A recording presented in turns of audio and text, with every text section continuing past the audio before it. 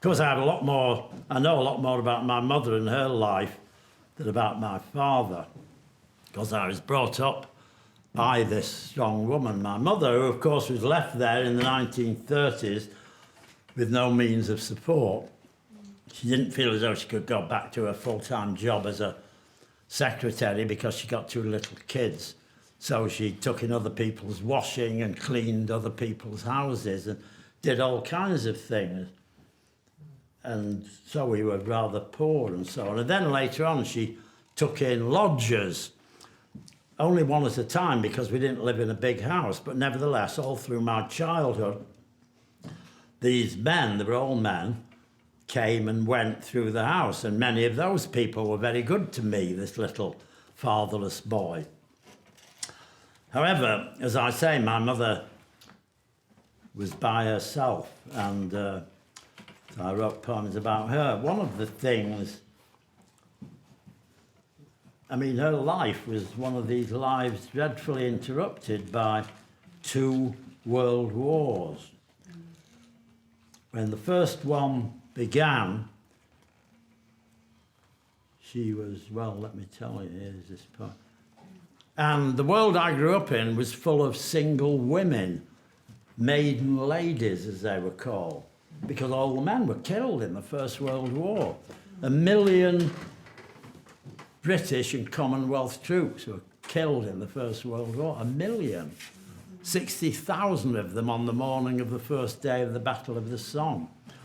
In fact, I would urge everybody to watch this remarkable reconstruction that's just been made of First World War footage called They Shall Not Grow Old. It's truly remarkable. It's as if all these moving pictures have been taken yesterday, beautifully colorised and so forth. Anyway, as I say, there are many of these maiden ladies about, and they used to go to spiritualist churches trying to get in touch with the dear departed, you know. And these spiritual churches, most of them were metal huts in back streets and so forth. And one makes all kinds of attempts to say where one came from and why, whether as a human being or more particularly as a poet, and I suppose this is one of my attempts. When the First World War began, my mother was 21, dreaming of marriage, no doubt, and the love that went with it. By the time the war ended, everything had gone bad. Slouching back, blank-eyed, hot-groined came the wounded, mad and stunned, babbling of dead men, or mute as the corpse of a best mate. 10 years later, she married one of the walking wounded, whose heart was a no man's land, whose thoughts, rats gnawing a hand. He gave her 2 kids and then abandoned the position.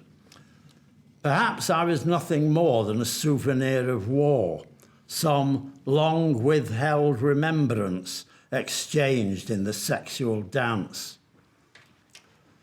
Miss Butcher, Miss Briggs, Miss Mew, Miss Henderson, Miss O'Shea found no one to take the place of the man who blew a kiss from a start-jolting troop train, Harry, Bert, Alf, Arthur, John.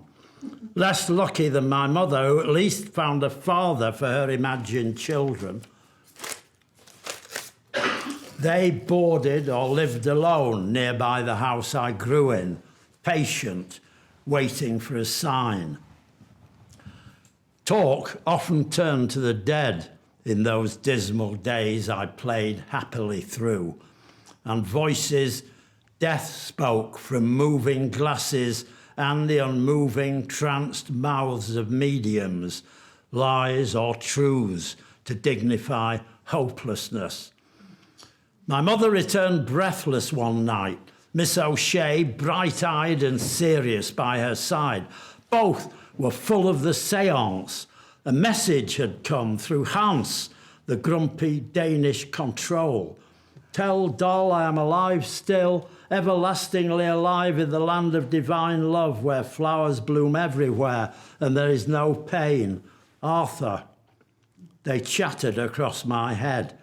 while I planned an action, led soldiers with bayonets fixed, row upon row, newly unboxed.